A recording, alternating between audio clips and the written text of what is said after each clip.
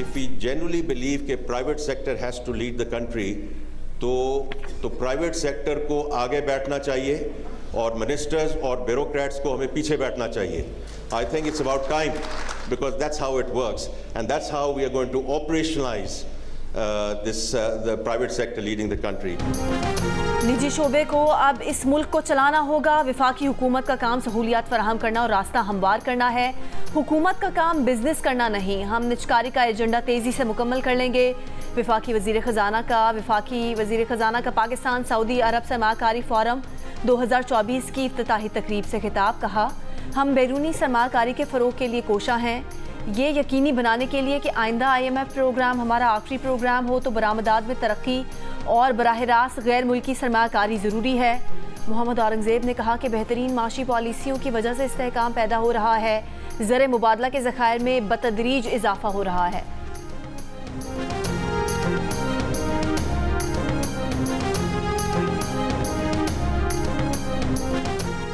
Saudi नायब वज़ीर सरमायाकारी इब्राहिम बिन यूसुफ अल मुबारक ने कहा कि सऊदी अरब पाकिस्तान को सरमायाकारी के लिए इंतहाई मौजू समझता है.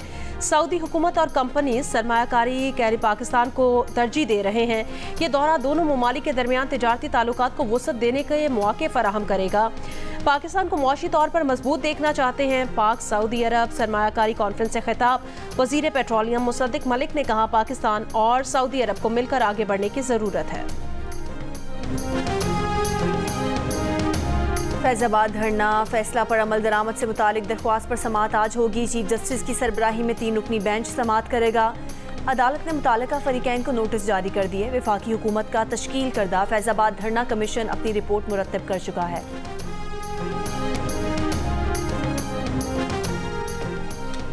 वज़ीर दाखिला 15 दिन में परवेज़ इलाही के हाउस अरेस्ट का प्रोसीजर मुकम्मल करें. इस्लामाबाद हाई कोर्ट का हुक्म, परवेज़ इलाही को अस्पताल मुंतकिल करने या घर को सब जेल करार देने की दरख्वास्त मंजूर कर ली. परवेज़ इलाही को उनकी मर्जी के मुताबिक तिबी सहूलियात फराहम करने का हुक्म. जस्टिस अरबाब मोहम्मद ताहिर ने कहा, परवेज़ इलाही की उम्र 78 साल है. इलाज से मुतालिक मामला भी देख लें.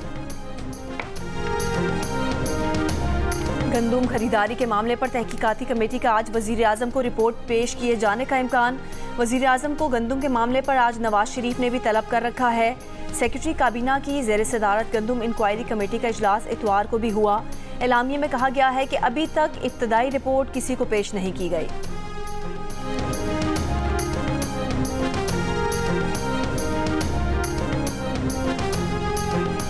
सोशल मीडिया के लिए कानून मौजूद नहीं, लेकिन अथॉरिटी बना दी गई है. जो अथॉरिटी बनानी है वो बनाते नहीं, जो नहीं बनानी चाहिए वो बना दी गई. जस्टिस अतन मिनल्ला के मौसमियाती तब्दीली अथॉरिटी के क़याम के केस में रिमार्क्स. जस्टिस मंसूर अली शाह ने कहा, मौसमियाती तब्दीली पाकिस्तान के लिए बहुत बड़ा खतरा और बुनियादी हुकूक का मामला है. इतने साल बाद भी अथॉरिटी कायम नहीं हो सकी. अटॉर्नी जनरल आए फिर इस मामले को देखेंगे. अदालत ने अटॉर्नी जनरल को तलब करते हुए समाअत में वक्फा कर दिया.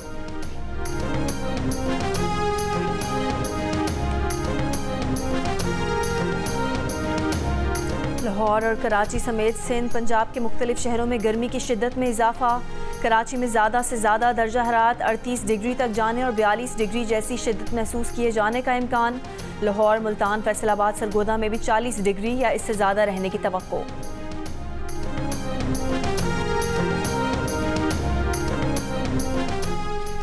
सुन्नी इत्तेहाद काउंसिल की मखसूस नशिस्तों से मुतालिक अपील पर सुप्रीम कोर्ट में समाअत. इलेक्शन कमीशन हुकाम फौरी रिकॉर्ड समेत तलब. वफाकी हुकूमत की लार्जर बेंच तश्कील देने की इस्तदा पर जस्टिस मंसूर अली शाह ने कहा, अभी तो अपीलों के काबिल समाअत होने पर फैसला होना है. काबिल समाअत होना तय पा जाए फिर लार्जर बेंच का मामला भी देख लेंगे.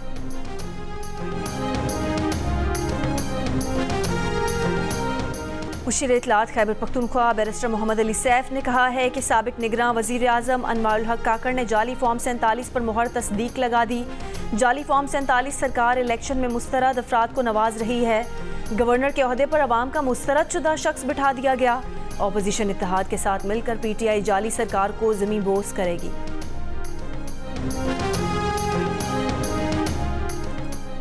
बलोचिस्तान के नामजद गवर्नर शेख जाफर मंदोखेल की हलफ बर्दारी की तकरीब कुछ देर बाद होगी. Chief justice Balochistan high court Mohammad Hashim Khan Kakar नए गवर्नर शेख जाफर मंदोखेल से हलफ लेंगे.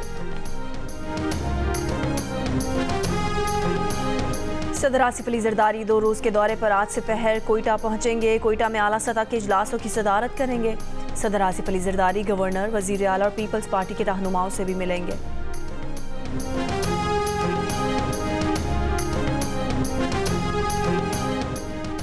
साइफर केस में बानी पीटीआई और शाह महमूद की सजा के खिलाफ दायर अपीलों पर समाअत आज इस्लामाबाद हाई कोर्ट में होगी। चीफ जस्टिस आमिर फारूक और जस्टिस मियां गुल हसन औरंगजेब पर मुश्तमिल डिवीजन बेंच समाअत करेगा। FIA प्रोसिक्यूटर दलाइल जारी रखेंगे।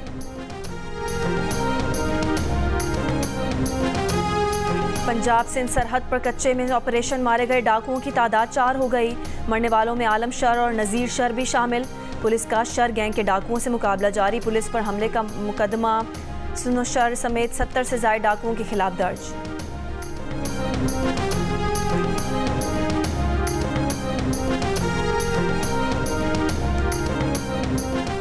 इसराइल ने रफा पर हमले तेज कर दिए। फ़लस्तीनियों को रफा का मशरकी इलाका खाली करने का हुक्म दे दिया। इसराइली मीडिया के मुताबिक रफा से लोगों को खान यूनिस में बेघर अफराद के कैंप्स की तरफ मुंतकिली की हिदायत दी जा रही हैं। रफा पर इसराइली बमबारी से 22 फ़लस्तीनी शहीद। अल-क़स्साम ब्रिगेड के गजा इसराइली क्रॉसिंग अबू सालिम पर हमले में 3 इसराइली फौजियों की हलाकत की तस्दीक हुई है। Students are demanding that their universities divest and they have an arms embargo because this university, UCL, is complicit because they are funding the genocide currently going on in Gaza. By the grace of Allah, inshallah, Palestine will be liberated and the people will be liberated and we will see justice for all the bad that has happened towards them. America की universities में Gaza में मज़ालिम के खिलाफ होने वाले एहतजाज का सिलसिला बरतानिया की यूनिवर्सिटीज़ में भी पहुँच गया। छुट्टी के बावजूद यूनिवर्सिटी कॉलेज लंदन के मरकजी दरवाजे पर एहतजाज। शिकागो की डिपॉल यूनिवर्सिटी में भी फ़लस्तीन के हामियों का मुजाहरा। कोलंबिया यूनिवर्सिटी में पाकिस्तानी तलबा के फ़लस्तीन के हक में नारे। पहले वज़ीर आला Punjab pink games Lahore college women university ने जीत ली। फ़ातेह यूनिवर्सिटी ने 8 गोल्ड, 3 सिल्वर और 1 ब्रॉन्ज मेडल जीता। 477 पॉइंट्स के साथ पहली पोजीशन हासिल की। पंजाब यूनिवर्सिटी 439 पॉइंट्स हासिल करके दूसरे नंबर पर रही। पिंक गेम्स की इख्तितामी तकरीब में वज़ीर आला पंजाब मरियम नवाज मेहमान खुसूसी थी।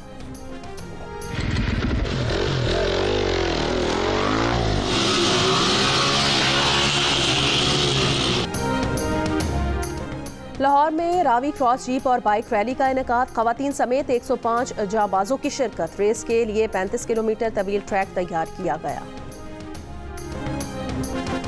अर्जेंटाइन के legend football coach Cesar Luis इंतकाल कर गए। 85 साल के मेनोटी तवील अरसे से ख़राब सेहत का शिकार थे। सीजर लुई 1978 वर्ल्ड कप जीतने वाले अर्जेंटाइन फुटबॉल के कोच थे। मेनोटी पाकिस्तान हॉकी टीम के भी बड़े मद्दाह थे। उन्होंने 1978 फुटबॉल वर्ल्ड कप से कबल अर्जेंटाइन में मौजूद पाकिस्तान हॉकी टीम से मुलाकात की थी।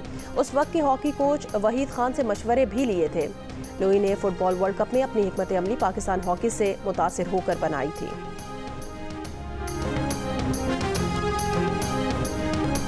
और ICC T20 वर्ल्ड कप 2024 के लिए पाकिस्तान की किट की रूनुमाई आज की जाएगी। तकरीब में बाबर आजम और सीनियर क्रिकेटर्स की शिरकत का इम्कान। लाहौर में जारी 3 रोज़ा स्किल्स कैंप का आज आखिरी रोज़। T20 स्क्वाड कल सुबह रास्ता दुबई आयरलैंड रवाना होगा।